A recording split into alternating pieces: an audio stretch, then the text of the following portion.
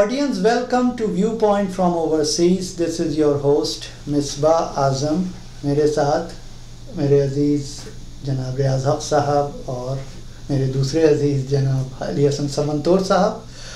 तो सवाल है एक, समंतोर साहब आज जस्ट तशरीफ़ लाए स्टूडियो में. सबसे पहले उन्होंने एक सवाल पूछा तो हमने सोचा कि इसी सवाल से आज अपना शो शुरू करें.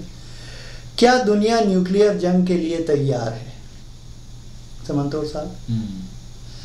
अच्छा देखें, हो मतलब सूरत हाल तो है काफ़ी ख़राब, जैसे कि आप देख रहे हैं वहाँ पर उस खित्ते के अंदर. और ये ख़राब सूरत हाल कुछ ऐसी है कि इसमें जो अगर कोई अमन पसंद आदमी है तो उस पर ये इल्ज़ाम है कि वो कमज़ोर है.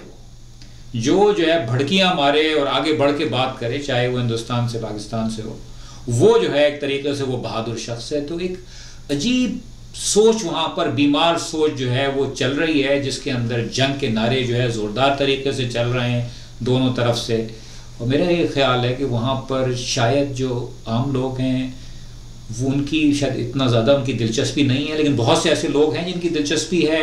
हिंदुस्तान की तरफ ये दिलचस्पी है कि पाकिस्तान को सबक सिखाना चाहिए. पाकिस्तान एक दहशतगर्द रियासत है, हमने जो है वो सार्क में इनको सबक सिखाया, अब हम इनको जो है ना इनकी कहना चाहिए हरबी तौर पे इनकी पिटाई करके इनको जो है सबक सिखाएंगे, ताकि ये इनके पास से दहशतगर्द जो निकल के हमारे मुल्क में आते हैं वो जो है ना आए. जबकि यहाँ से जो है पाकिस्तान से एक अजीब किस्म की सोच है कि साहब ये जुल्म हो रहा है कश्मीरियों पे, ये बहुत बड़ा मसला है, जब तक ये हल नहीं होगा तो अमन ही नहीं हो सकता, और ये जो है उस तरीके से उसके पीछे लगे. तो मुझे समझ में नहीं आ रहा कि इन हालात में मुस्तकिल हम देख रहे हैं कि चीज़ें आगे बढ़ रही हैं. पहले तो उनकी तरफ से आया, हिंदुस्तान की तरफ से, कि हमने सर्जिकल स्ट्राइक कर दी और 40 के करीब जो है मार दिए दहशतगर्द. इन्होंने फ़ौरन जो है कह दिया कि नहीं साहब, कोई सर्जिकल स्ट्राइक जो है नहीं हुई.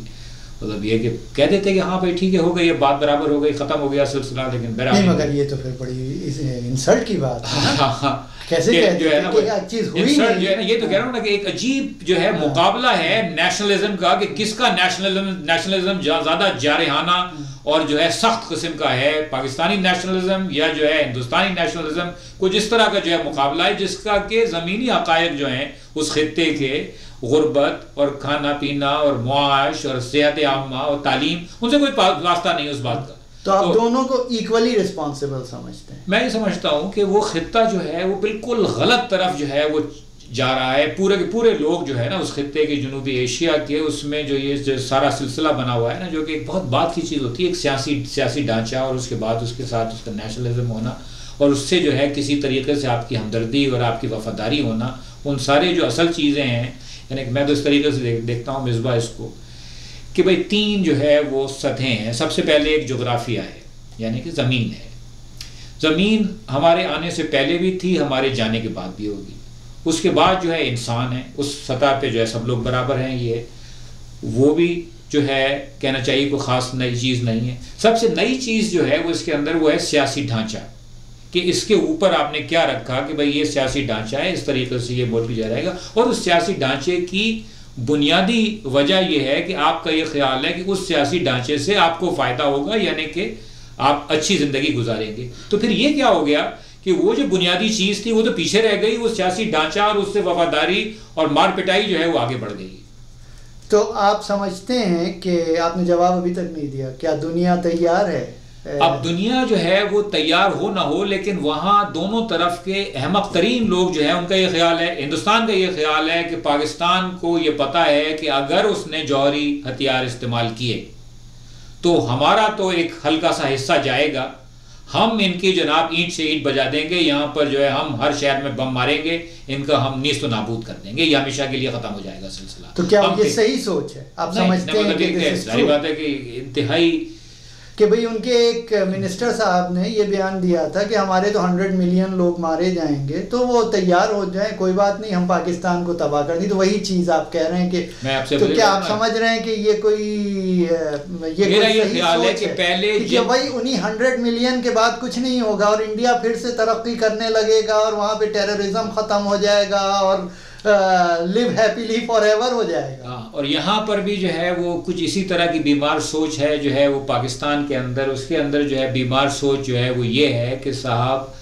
यानी कि वो जो एक अजीब व गरीब किस्म की कश्मीर पॉलिसी है जो कि हमारी समझ में तो नहीं आती कि किसी तरीके से हिंदुस्तान को ताकत के ज़ोर पे मजबूर किया जा सकता है कि वो कश्मीर या ख़ासतौर से वादी कश्मीर जो है जहाँ पर के मुजाहरे हो रहे हैं आजकल, उनका जो है वो पीछा छोड़ दे। वो समझ में नहीं आता कि वो कैसे नहीं, लेकिन कश्मीर जो है आप ये नहीं समझते कि वो तो एक स्ट्रेटेजिक इशू है, उसे तो रिजॉल्व होना है इन एनी केस। आप देख लीजिए यूरोप में ये जो है बात पहले हो जाए, पाकिस्तान में हर आदमी से पूछ लिया जाए कि आपकी जो है रोटी आपकी क्या हजम नहीं हो रही, बगैर कश्मीर के आप मुझसे पूछेंगे, मैं कहूँगा बिल्कुल हजम हो रही है, कोई मसला नहीं है मुझे। ये जो है कुछ लोगों का ही मसला होगा, कश्मीर मेरा मसला नहीं है, और मेरे जैसे बहुत से लोगों को कोई मसला नहीं है। ये हमारा ज़्यादा जो है ख्याल ये भाई अपने मुल्क के ऊपर तवज्जो दो, अपने मुल्क की तरक्की के लिए काम करो, ठीक है। कश्मीर का जो है वो हम चाहते हैं कि भाई दुनिया में कहीं भी कुछ लोग हों जो कि एक मुल्क का हिस्सा हों लेकिन वहाँ पर साथ में रहना चाहें, चाहे कहीं भी हों दुनिया के अंदर, उनका जो है मामला उसी तरह निपटना चाहिए जिस तरह अभी हमने देखा स्कॉटलैंड के अंदर रेफरेंडम का वोट हुआ, एक महज़ब तरीके से। अब बदकिस्मती से भारत जो है वैसा महज़ब मुल्क नहीं है, वहाँ उनको बात समझ में आएगी ही नहीं है। अब हम क्या करें, हम इसी में लग जाएंगे नहीं साहब इनको किसी तरीके से जो है वहां से हटाना है, हम अपनी जिंदगी इसी में ज़ाया करते हैं। नहीं तो फिर क्या करें, कुछ भी नहीं करें, अपनी तरफ तवज्जो दें, छोड़ें आप उसको छोड़ दें। इंडिया अगर कब्जा कर ले, उस पर बैठ जाए, कब्जा किया हुआ है। नहीं मतलब अभी तो जरा सा पीछे है ना, कि मतलब अभी तो उसको एक रेजिस्टेंस मिल रही है ना, फिर तो वो फिर आपको गिलगित को भी उठा के, रियाज साहब की तरफ मैं आ रहा हूँ, मैं जरा आपके साथ खत्म करना चाह रहा हूँ इस चीज। नहीं मैं तो ये समझ रहा हूँ कि अभी आपके पास वहां पर बल्तिस्तान है, गिलगित है, फिर इंडिया कल को कहेगा आके कि भैया हम वो भी ले रहे हैं, तो ऐसा नहीं कब्जा करने लगे उसके, फिर आप क्या करेंगे? पिछले 48 के बाद तो ऐसा नहीं हुआ है ना। क्या नहीं हुआ है कि जो है वो इंडिया ने कहा हो कि साहब मतलब आके उन्होंने तो अपनी फौज भेजी हो या कोशिश की हो। 48 के बाद वहाँ लड़ाई हुई है, नहीं कश्मीर का भी आप देख लीजिए कि अभी मोदी साहब ने कहा है कि वो तो हमारे लोग हैं, हमारा इलाका है। ऐसा करते हैं, let me try and you know, क्योंकि आप तो keep going back and forth। आप ये सोचे कि ये जो इस वक्त जो करंट क्राइसिस शुरू कहाँ से हुआ है। ये कश्मीर में एक स्पॉन्टेनियस मूवमेंट शुरू हुई, वहाँ की ग्रास रूट्स मूवमेंट, वहाँ के लोगों की।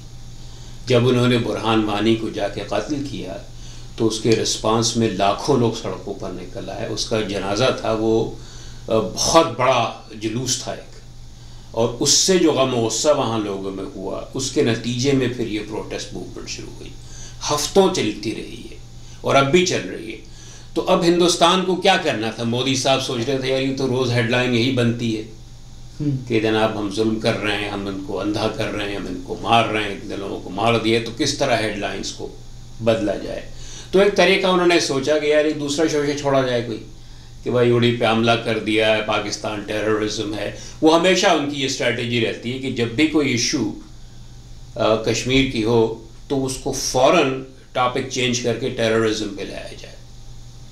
और फिर जनाब उन्होंने मुख्तलिफ तरीके इस्तेमाल किए। पहले तो इल्ज़ाम लगाया पाकिस्तान पे कि उड़ी, हालांकि उसका इस बात का कोई एविडेंस नहीं है, ना तो उन्होंने दी, ना उनके मीडिया ने पूछी, ना दुनिया के मीडिया ने पूछी, हर एक ने जनाब कहा ठीक है ये हुआ है। फिर उसके बाद जब उड़ी हो गया तो अब उन्होंने जनाब एस्केलेशन की बात की कि हम इसका जवाब देंगे, हम इनको पनिश करेंगे और हम इनको आइसोलेट करेंगे। तो अब जो है मामला इन्होंने इतना एस्केलेट कर दिया, इतना ज़्यादा इनका हाई रेटरिक था। मैं तो समझता हूँ कि जैसे वो शेख चिल्ली की कहानी है ना, कि वो जनाब दरख्त पे बहुत ऊंचे चढ़ गया और अब जनाब चढ़ तो गया लेकिन अब उतरना मुश्किल। शेर पे बैठ गए तो अब सवारी तो कर रहे हैं, तो अब जनाब इनको कोई चाहिए कोई सीढ़ी उतरने के लिए वहां से। तो उन्होंने ये ढोंग रचाया कि यार ये जो हमने सर्जिकल स्ट्राइक कर दी, पनिश कर दिया है पाकिस्तान को। लेकिन आज तो वो कह रहे हैं कि सर्जिकल स्ट्राइक नहीं की, वो तो हमने प्यूनिटिव एक्शन लिया, तो वो ये बहरहाल उनकी कोशिश ये है किसी तरह कि जो रेटरिक इन्होंने बहुत ज़्यादा आगे बढ़ा दिया था और इनके लोग डिमांड कर रहे हैं कि कुछ करो, तो अब उससे किसी तरह तो जान छुड़ानी होगी।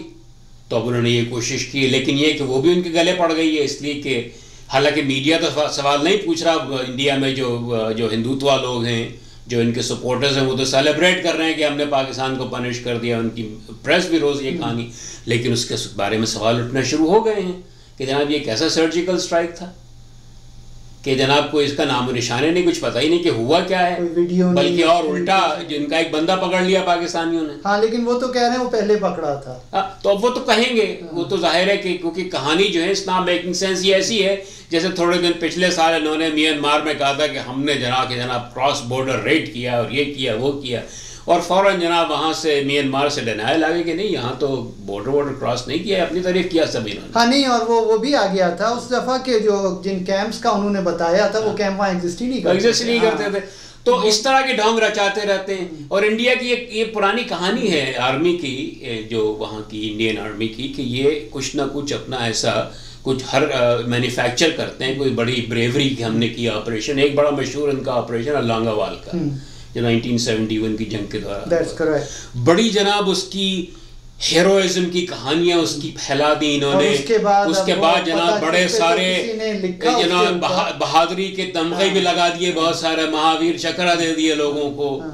और फिर जनाब इनके किसी लोगों ने खुद ही इनके कहा कि यार ये तो झूठ है, मैं तो था नन ऑफ दिस हैपेंड, ये कहाँ से बन गया। कारगिल का भी कुछ ऐसा हुआ था। तो इनका ऐसा है कि ये अपना कहानियां बना लेते हैं और अपने इनकी मीडिया जो है वो कंप्लीटड्ली उसको सपोर्ट करती है। जो भी कहानी बनाए कोई क्वेश्चन नहीं करता, कोई स्केप्टिसिज्म नहीं होता।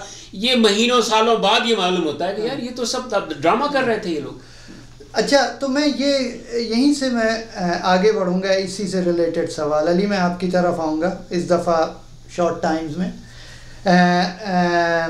ये बताइए कि मीडिया ने, रियाज साहब सही कह रहे हैं, ये हुआ था, इसको हम लोग डिनाई नहीं कर। इस किस्म की चीज़ें कई दफ़ा हुई हैं इंडिया में कि उन्होंने कहा कि वो जब पार्लियामेंट पे हमला हुआ था तो उन्होंने कहा कि उनके पास रैपर्स थे, वो सब पाकिस्तान से आए थे, लेकिन किसको उन्होंने सजा दी? ड्राई फ्रूट के रैपर्स और वो सब, और जिसको सजा दे वो वहीं का, हाँ, वो वहीं का आदमी था एक, और जो और उस पर भी डायरेक्ट एविडेंस नहीं थी कोई, एग्जैक्टली, उसमें भी जो कोर्ट का जो केस है वो हर जगह मौजूद है, वी कैन रीड कि वो गलत निकला। फिर उसके बाद मालीगांव का इशू हुआ, फिर उसके बाद फिर समझौता एक्सप्रेस का हुआ कि आपने वो किया, लेकिन पता चला उन्हीं के अपने लोग उसमें इन्वॉल्व थे, उसका कुछ नहीं हुआ।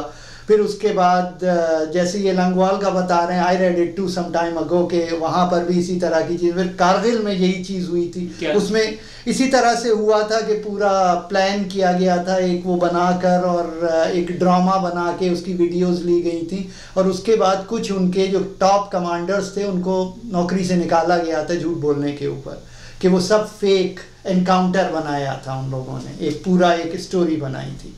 तो ये कॉमनली होता है वहाँ पे। फिर अभी गुरदासपुर के इशू में कॉमनली होता है। लेकिन ये बताइए, ये क्या बात है कि इंडिया का मीडिया को छोड़ दीजिए, इंडिया के लोग, आप समझते हैं कि इतने नाइव हैं कि वो क्वेश्चन फिर भी नहीं करते? क्योंकि जिस दिन ये इसका इंसिडेंट हुआ है उड़ी का, उस दिन इंडिया की बहुत टॉप और लिबरल जर्नलिस्ट पाकिस्तान के किसी टीवी पे बात कर रही थी, सुहासनी हैदर, और वो मुस्तकिल आर्ग्यू कर रही थी इस चीज़ को। तो उनको नसीम जहरा ने कहा कि देखिए, हम ये नहीं कह रहे कि आप गलत कह रही हैं, आप क्वेश्चन तो कीजिए इसको।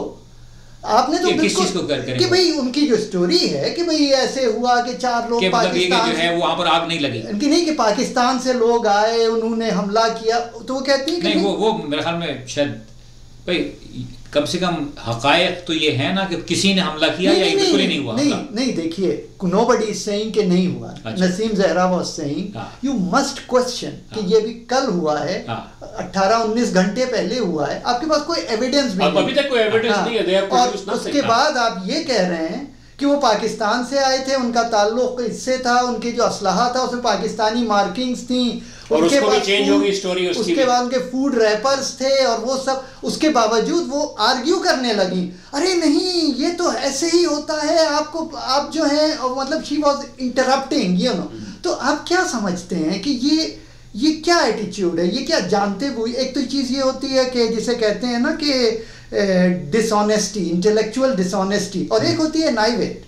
आप किस चीज़ में इस चीज़ को लेते हैं कि यार हम इतने गलेबल हैं कि हमसे जो भी हुकूमत कहेगी तो हमारे जर्नलिस्ट होने की क्या जरूरत, हम बैठते हैं अपना even more independent journalists like Suhasini Haider के हाँ मतलब ये कि मेरा तो ख्याल है कि वाकई इस सब चीज़ को देखना चाहिए। लेकिन अगर आप उड़ी वाला वाकया देखें, इस बात को तो मानते हैं ना कि हमला हुआ, आपको पता है कि जो है ये, और आपको ये भी पता है कि जो 16 जो थे उसमें से 14 जो वो जल के मारे आग लग गई थी टेंट्स में। सवाल ये टेंट्स में सो क्यों रहे थे?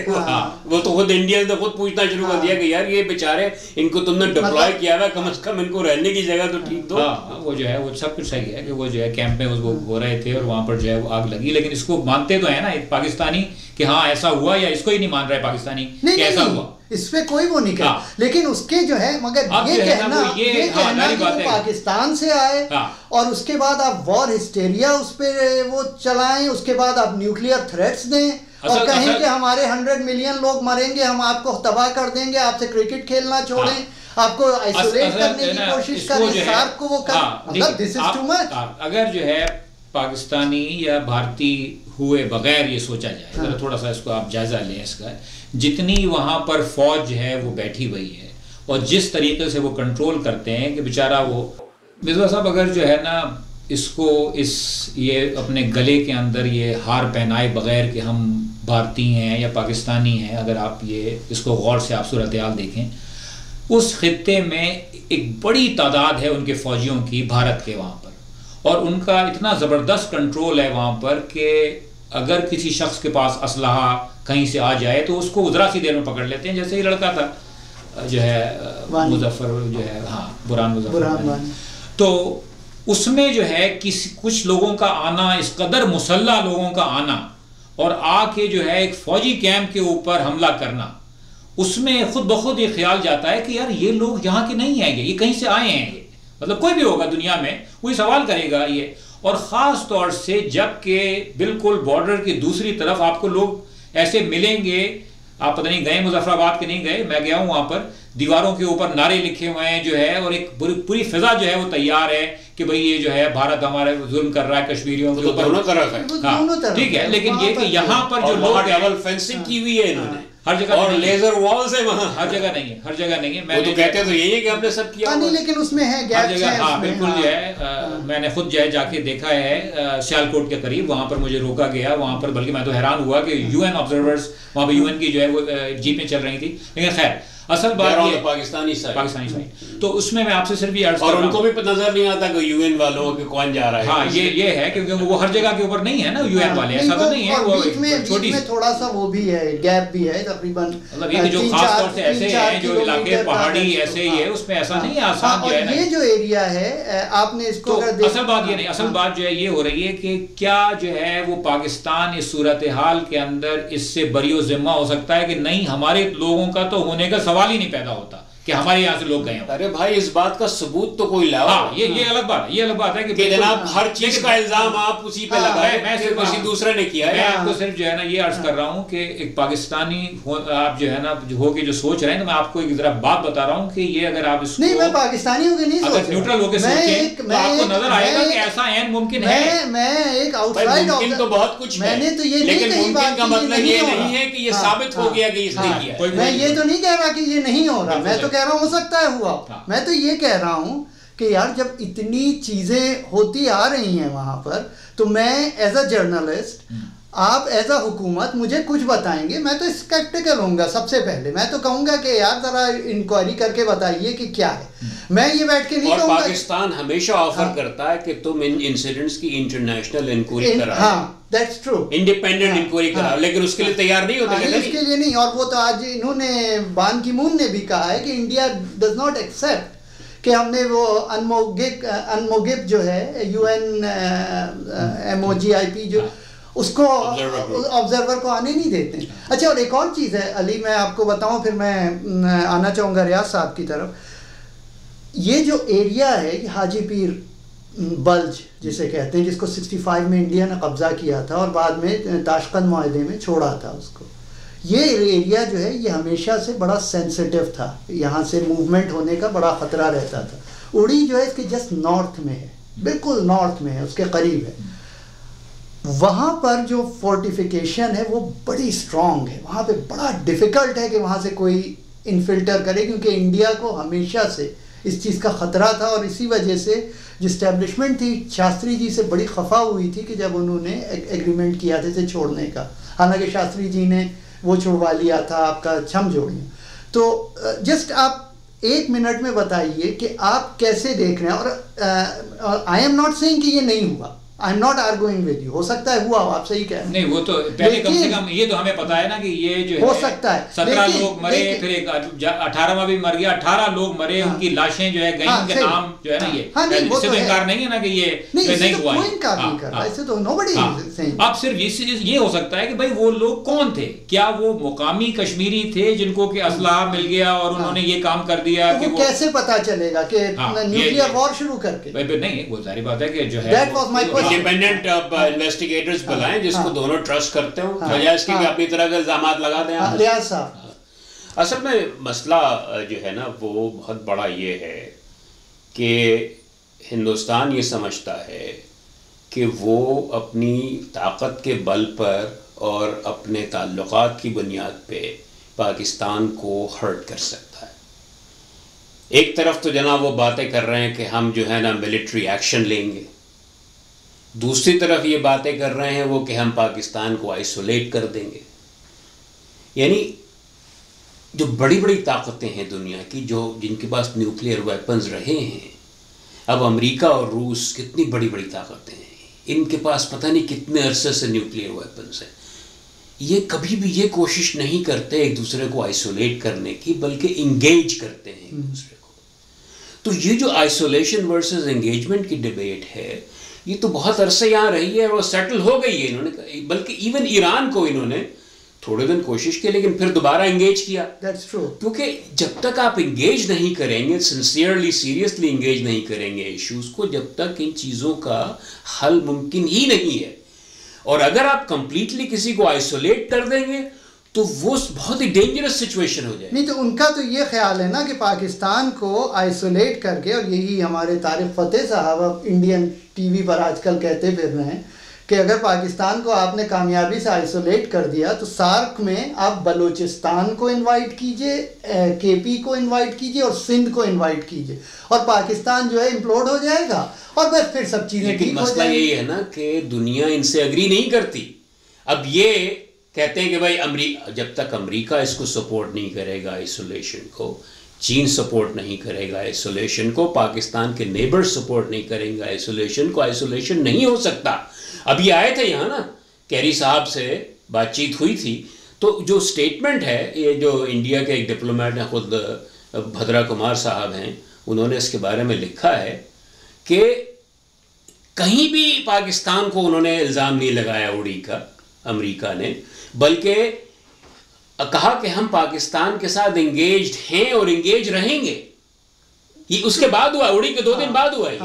फिर जनाब ईरान के जो सदर हैं रूहानी साहब, ये भी 2 दिन उड़ी के बाद इनकी मुलाकात हुई। उन्होंने कभी उन्होंने बाकायदा मिले, खुद रिक्वेस्ट की मीटिंग इनके साथ, नवाज शरीफ के साथ, और बल्कि इस बात का उन्होंने कहा कि हम चाबहार को और ग्वादर को कनेक्ट करना चाहते हैं और सीपेक के साथ कनेक्ट करना चाहते हैं।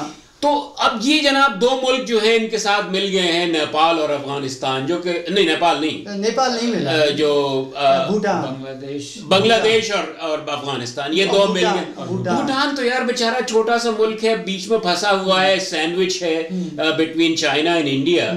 तो वो तो खुद कहता है उनका बादशाह कि यार हमें तो जिंदा रहना है इन दोनों के दरमियान, तो हम तो किसी से ये नहीं होंगे। तो अब अफगानिस्तान का जो रिएक्शन है वो तो प्रेडिक्टेबल है, बांग्लादेश का रिएक्शन प्रेडिक्टेबल है। नहीं, दैट्स ट्रू।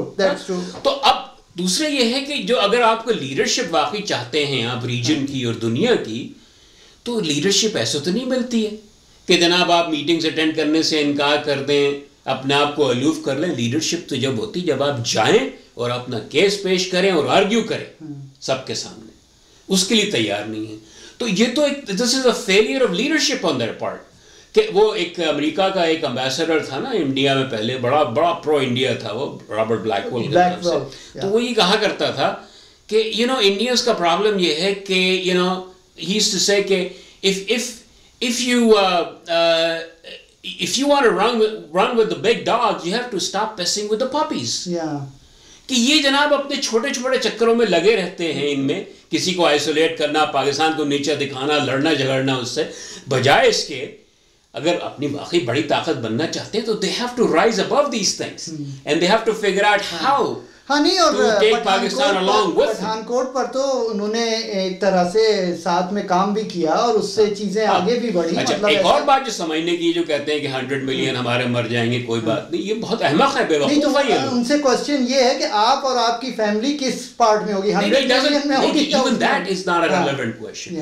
जो न्यूक्लियर फिजिसिस्ट की एक ऑर्गेनाइजेशन है, उसने ये एक असेसमेंट किया इसका कि अगर इंडिया पाकिस्तान में लिमिटेड न्यूक्लियर एक्सचेंज भी होती है, अब जो एटम बम हैं वो जो हिरोशिमा नागासाकी में यूज हुए तो उससे कई गुना ज़्यादा पावरफुल हैं, और अगर इनमें से चंद एटम बम भी फट जाते हैं वहाँ उस इलाके में तो उसकी वजह से इमीडिएटली तो मिलेंगे चंद मिलियन लोग मरेंगे, लेकिन उसके नतीजे में जो रेडिएशन पॉइजनिंग होगी उससे जमीन, अर्थ सॉइल पॉइजन होगी, उससे वाटर पॉइजन होगा, उससे एटमॉस्फेयर पॉइजन होगी, और उसकी वजह से फूड प्रोडक्शन इतनी मैसिवली हर्ट होगी कि वहां पर बड़ा सीरियस फैमिन। तो उनका कैलकुलेशन ये है कि several billion people, the entire region will be very badly affected as a result. Life will become impossible for them.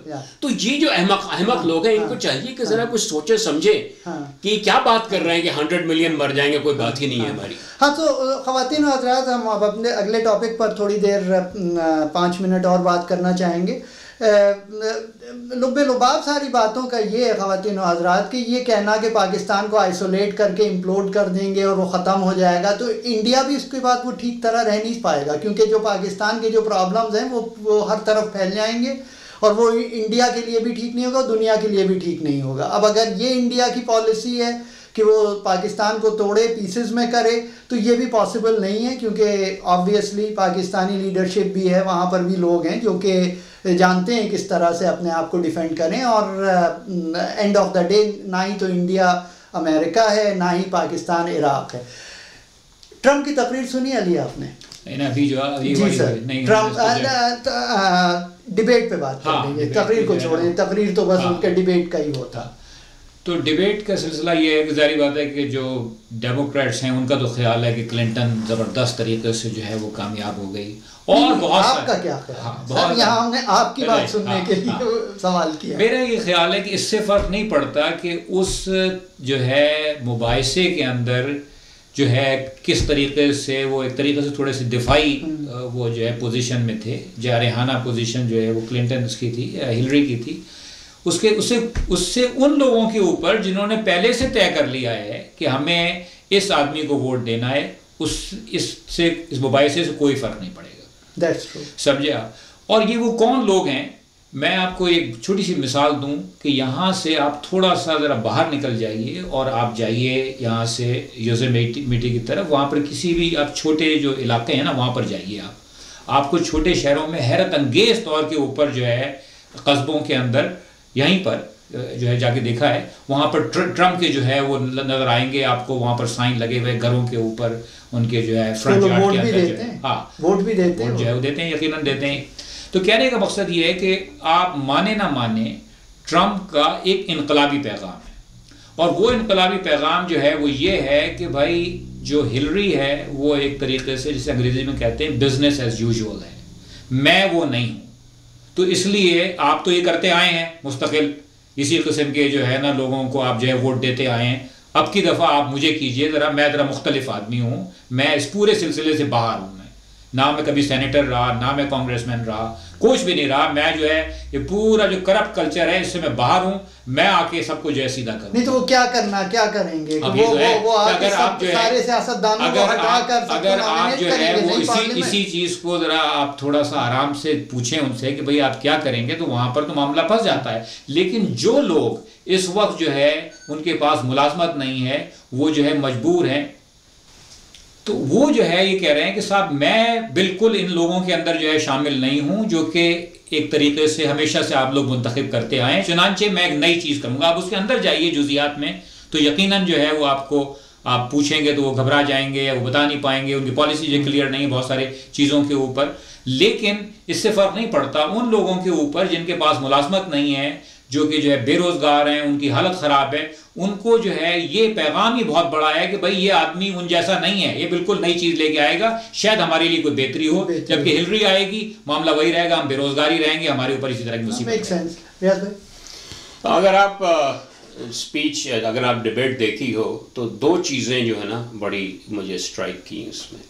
ये तो हम जानते हैं कि जो रिपब्लिकन पार्टी है वो मेजॉरिटी वाइट वोट के ऊपर काउंट करती है, उसी से जीतती है, जबकि डेमोक्रेट्स जो हैं उनकी कोलिशन होती है जिसमें वो वाइट्स भी होते हैं, ब्लैक्स भी, हिस्पैनिक्स भी, वुमेन भी, इन सबको मिला के अगर सिर्फ यहाँ वाइट मेन वोट देते तो रिपब्लिकन हमेशा जीत रहे होते। लेकिन ऐसा नहीं है क्योंकि वो कोलिशन जो है वो उनके खिलाफ काम करती है। अच्छा, तो हिलरी ने बड़ा केयरफुली उस अपनी जो डिबेट में, परफॉर्मेंस में इस कोलिशन को अपील किया। एक चीज़ जो उसने ये की मसलन कि उसने इनको ये अक्यूज़ किया कि भाई ये तो टैक्स नहीं देते हैं, तो उन्होंने फ़ौरन कहा it is because I am smart. अच्छा, तो अब जाहिर है कि it pisses off a lot of people कि जनाब आप स्मार्ट हैं, आप वोट नहीं देते, आप टैक्स नहीं देते, तो क्या हम जो आम लोग जो टैक्स देते हैं क्या हम सब बेवकूफ़ लोग हैं आपके ख्याल में? और वाकई अगर ये बात सही है कि सब बेवकूफ़ हैं और टैक्स देना बंद कर दें तो फिर ये मुल्क कैसे चलेगा? आप कहाँ के सदर बनेंगे फिर? कहाँ से आपके लिए रेवेन्यू आएगा? दूसरी पे जो अक्लमंदी की बात की हिलरी ने, वो अलिशिया मचाडो का केस लेके आए कि जो ब्यूटी क्वीन थी और वो हिस्पैनिक है, वो जो यहाँ की सिटीजन बन गई है, उसके बारे में इन्होंने उसको जो है ना जिस अलकाबात से नवाजा, उसको कहा मिस पिगी क्योंकि वो ज़रा उसका वेट गेन हो गया था, और मिस हाउस कीपिंग कहा इसलिए कि वो लैटीना है, तो ये अस्यूम कर रहे थे कि तमाम जो लैटीना औरतें हैं सबकी सब हाउस कीपिंग का काम करती हैं और किसी काबिल नहीं है। तो इससे जो है ना उसने काफ़ी एंग्री कर दिया लोगों इनको। हिस्पैनिक कंस्टिट्यूएंसी भी उसने अपील की और वुमेन कंस्टिट्यूएंसी भी हिलरी ने दोनों को अपील किया। और ट्रंप साहब ने ही टुक द बेट। अब जनाब जब से वो मुस्तकिल इसकी अलिशिया मचाडो की बातें कर रहे हैं, हालांकि अक्लमंदी का तकाजा ये है कि ही शुड मूव ऑन, लेकिन इनका यह है कि he is very easy to give to bet कि आप किसी चीज़ को कह दें इनको जिसके ऊपर गुस्सा आ जाए। और फिर आज की खबर है मसलन कि सुबह 3 बजे से बैठे ट्विटर के ऊपर ये ट्वीट कर रहे हैं मुगल्लज़ात उस अलिशिया मचाडो के बारे में। ये सदर बनने लायक है ऐसा आदमी कि जिसका ऐसा टेम्परमेंट हो कि जनाब वो एक औरत है बेचारी, मामूली सी औरत है, उसके जनाब पीछे पड़ जाए। ये वही कहानी दोहराई जा रही जो कि खजर खान के साथ हुई थी कि जब उन्होंने जब कुछ कहा इनको तो उन्होंने अटैक करना शुरू कर दिया। इसी तरह अभी इसको अटैक कर रहे हैं। बॉटम लाइन ये है कि ये कोalition जो है अगर ये साथ रहेगी, और इस बात का इम्कान है साथ रहेगी ये डेमोक्रेट्स के, तो उसके मुकाबले में ये जो इवन वाइट की मेजॉरिटी अगर इसको मिल जाती, जैसे कि आमतौर पर मिलते हैं रिपब्लिकन्स को 60% of the 70%, that's 42%, that's not enough to win the election. That's true. तो ख़वातीन और हज़रात, आपने हमारे पैनलिस्ट्स की बातें सुनी। अब आप कितना उनसे एग्री करते हैं, डिसएग्री करते हैं, ये तो आपका अपना फ़ैसला है।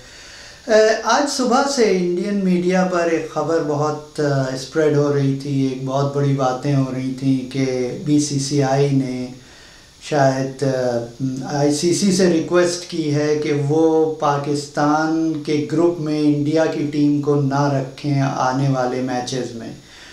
तो इसके ऊपर बड़े उनको ताज पहनाए जा रहे थे उनकी कोट एंड कोट बोल्डनेस पर, और इंडियन मीडिया में और फिर पाकिस्तानी न्यूज़पेपर्स ने भी उसे बहुत तशवीश से इस खबर को उठाया और बड़े और डिस्कशंस शुरू हो गए हर जगह पर। लेकिन बाद में फिर एक पाकिस्तानी चैनल ने, जियो टीवी ने, जो इंडिया के एक बहुत मशहूर एनालिस्ट हैं, स्पोर्ट्स एनालिस्ट हैं जनाब विक्रांत गुप्ता साहब, उनको टीवी पर लिया और उनको बीपर पे लिया और उनसे इसके बारे में पूछा कि ये क्या हो रहा है। तो गुप्ता जी ने सबसे पहली बात ये कही कि देखिए ये चीज़ हो सकती नहीं है, क्योंकि सबसे बड़ा मसला ये है ये करने के लिए कि ICC ने अगर ऐसी बात मान ली तो it is as if ICC is doing the match fixing, तो वो कर नहीं सकते। तो उन्होंने थोड़ी बहुत इसके ऊपर इंफॉर्मेशन भी ली जो कि उन्होंने शेयर की जियो टीवी से, जिसमें उन्होंने ये बताया कि इट सीम्स के शायद कोई डिस्कशन हो रहा था बीसीसीआई के अंदर, कोई किसी मीटिंग में ये क्वेश्चन उठाया गया कि पाकिस्तान से आने वाले दिनों में मैचेस खेले जाएंगे। तो उन्होंने सिर्फ इतना कहा कि जो पाकिस्तान और इंडिया के जो मैचेस हैं वो गवर्नमेंट डिसाइड करती है, क्योंकि ये तो बायलैटरल है। लेकिन आईसीसी जो है that is not the bilateral. तो ये चीज़ तो एक ऐसी है जिसको ज़्यादा जिस पर ज़्यादा बात करने की कोई ज़रूरत नहीं थी, लेकिन विदाउट एनी एविडेंस वो जो था मीडिया शुरू हो गया था दोनों साइड का। ख़वातीन और हज़रात, मैं पर्सनली इस चीज़ का बहुत बड़ा क्रिटिक रहा हूँ कि किस तरह से जो पाकिस्तान की जो सिक्योरिटी इस्टेब्लिशमेंट है वो वहाँ पे जहादियों को ट्रेन करती रही है, फिर कश्मीर में भेजती रही है, फिर बाद में फिर ये स्टेज भी आ गया कि वो लोग जो थे उनके कंट्रोल से निकल गए और उन्होंने पाकिस्तान में क़यामत ढा दी, और आज तक पाकिस्तान की जो फ़ौज है उनसे लड़ झगड़ रही है, उन्हें रोकने की कोशिश कर रही है। लेकिन अगर हम तारीख़ को देखें तो ये कोई इतना सिंपल मामला नहीं है कि जिस तरह से हर जगह के ऊपर इंडियन मीडिया अपने आप को एक हाई मॉरल पेडेस्टल पे रख कर ये कहता है कि हम तो दोस्ती करने की कोशिश करते रहे, पाकिस्तान ने रिजेक्ट किया। ऐसा सच नहीं है, क्योंकि आप देख लीजिए कि जब पाकिस्तान और इंडिया का पार्टीशन हुआ, जब इंडिया का एक्चुअली पार्टीशन हुआ, उस वक्त से इंडिया जो था एक जिसे कहते हैं स्ट्रेटेजिक इम्बैलेंस के पैरानोया में फंस गया था। सबसे पहले तो उसने जिस तरह से जो स्टेट्स थी वहाँ की, जैसे जूनागढ़ को, वहाँ पर उन्होंने इंडियन लीडरशिप ने पहले तो पाकिस्तान को इंसिस्ट किया कि वो उसको एक्सेप्ट ना करें। जूनागढ़ का जो मामला है वो बिल्कुल कश्मीर का उलट है कि जहाँ के ऊपर हिंदू पॉपुलेशन अक्सरियती इलाका, वहाँ पर मुसलमान नवाब ऑफ जूनागढ़ मुसलमान रूलर होते थे। तो जब पाकिस्तान नहीं माना तो इंडिया ने उसे कोर्स किया और उस पर कब्ज़ा किया जाकर, और फिर उसके बाद वहाँ पर प्लेबिसाइड करवाया अपने अंडर, और इस तरह से उसको अपने अंदर उसको इंटीग्रेट किया। फिर यही कुछ हैदराबाद के साथ किया। हैदराबाद ने तो खैर पाकिस्तान के साथ मिलना नहीं चाहा था, उसने तो इंडिपेंडेंट स्टेट रहना चाहा था। लेकिन इंडिया ने ऑपरेशन पोलो जिसमें बहुत खून बहा, और जिसके अंदर जिसमें इंडिया में जो नेहरू जी ने जो एक कमीशन कायम किया था, Sundarlal commission, if I remember correctly, उसके हिसाब से कई हज़ार लोग मारे गए थे। लेकिन जो इंडिपेंडेंस की जो रिपोर्टिंग थी उसके हिसाब से 1000 से ज़्यादा, लाखों में लोग थे जो कि एथनिक क्लैशेस की वजह से मारे गए, जो कि सिर्फ ऑपरेशन पोलो की देन था। तो उसके बाद भी फिर ईस्ट पाकिस्तान का जो कुछ हुआ, कहा यह जाता है कि भाई इंडिया ने ईस्ट पाकिस्तान में तो इसलिए हेल्प की कि वहाँ पे ह्यूमन राइट वायलेशन हो रहा था। हाँ, इन द एंड ये बिल्कुल सही बात है, ह्यूमन राइट वायलेशन तो हो रहा था। लेकिन जो उससे पहले जो कि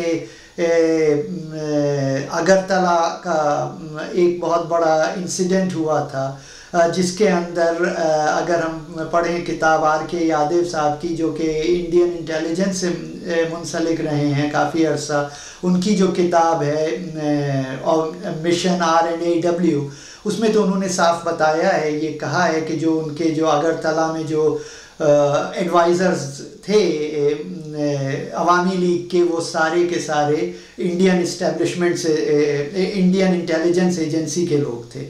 तो ये कहना कि इंडिया ने कभी कुछ पाकिस्तान के साथ नहीं किया, ये बिल्कुल गलत होगा। इंडिया भी वही कुछ करता रहा है।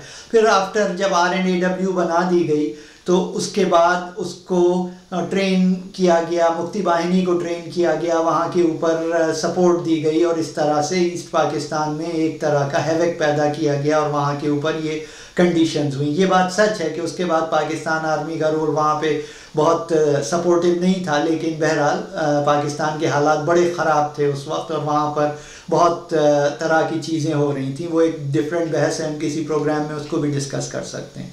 तो ये कहना कि ये सब कुछ एक तरफ से होता रहा है, ये इंटायरली गलत है। लेकिन चलिए, जो हो गया सो हो गया, हमें अब आगे बढ़ना है। ये कहना कि हर इंसिडेंट इंडिया में पाकिस्तान की इस्टेब्लिशमेंट करवाती है, ये बिल्कुल गलत है।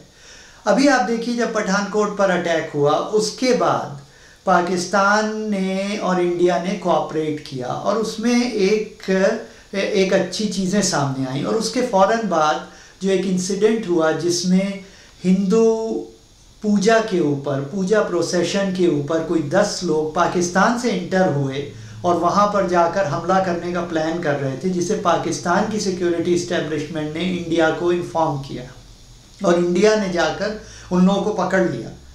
तो ये कहना कि वो पाकिस्तान हर दफ़ा करवाता है, this is not true. Pakistan की अपनी वल्नरेबिलिटीज़ ज़रूर है, लेकिन इंडिया की भी वल्नरेबिलिटीज़ हैं। ये कहना अजीत डोवल साहब का कि तालिबान को वो कंट्रोल करेंगे और उससे पाकिस्तान में हैवक लाएंगे, और अमेरिकन को नहीं पता तालिबान को कैसे कंट्रोल किया जाता है लेकिन इंडिया को पता है कैसे किया जाता है, this is a laughable matter.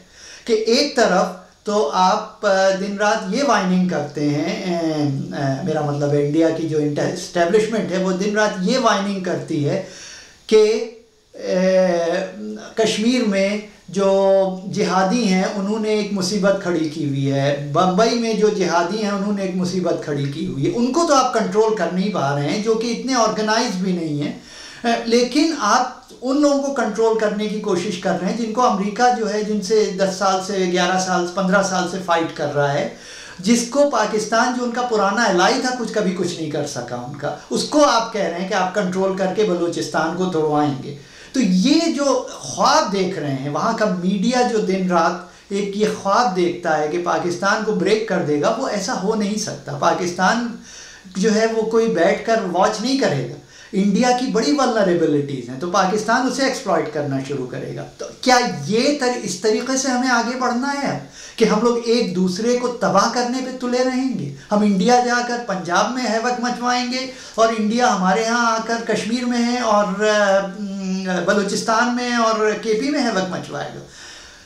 वहाँ पर जो कुछ भी हो रहा है उसको हमें अब कंट्रोल करना है, उसको हमें उससे पीछे हटना है, उसमें हमें कोऑपरेट करना है और आगे बढ़ना है। हमें ज़रूरत नहीं है कि हम कोई बहुत क्लोज फ्रेंड बन के रहें। चीन और इंडिया फ्रेंड नहीं है, लेकिन तिजारत करते हैं, एक दूसरे को मारपीट नहीं करते हैं, बातचीत करते हैं, उनके डिस्प्यूट्स हैं वहाँ पर जिसके ऊपर वो लोग आगे बढ़ना चाहते हैं। पाकिस्तान और इंडिया भी ये कर सकते हैं, कश्मीर पे भी बात कर सकते हैं, तिजारत पे भी बात कर सकते हैं। लेकिन चूँकि आजकल इंडिया जो है उसके पीछे वेस्ट है और इंडियन गवर्नमेंट अगर ये समझ रही है कि वो उसको यूज़ करके पाकिस्तान को ब्रेकअप कर देगी तो ये उसका ख्वाब है। सबसे पहले तो ये है कि इसकी पॉसिबल नहीं है, और अगर ये कहीं गॉड फॉरबिड हो भी जाता है, पाकिस्तान का टूटना इंडिया के लिए भी कोई खुशी की खबर नहीं होगी। ये जो इंडियन मिनिस्टर साहब ने फरमाया कि हमारे तो 100 मिलियन लोग मरेंगे और हम पाकिस्तान को तबाह कर देंगे, तो उन्हें ये समझ लेना चाहिए कि इंडिया उसके बाद not living happily for ever. उन्होंने ये नहीं बताया कि उन 100 मिलियन में वो भी होंगे, उनका ख़ानदान भी होगा, या वो बेचारे गरीब हिंदुस्तानी होंगे जो कि भूख से मर रहे हैं, जिनके पास घर नहीं है, और वो पाकिस्तानी गरीब लोग होंगे जो इसी सिचुएशन में हैं।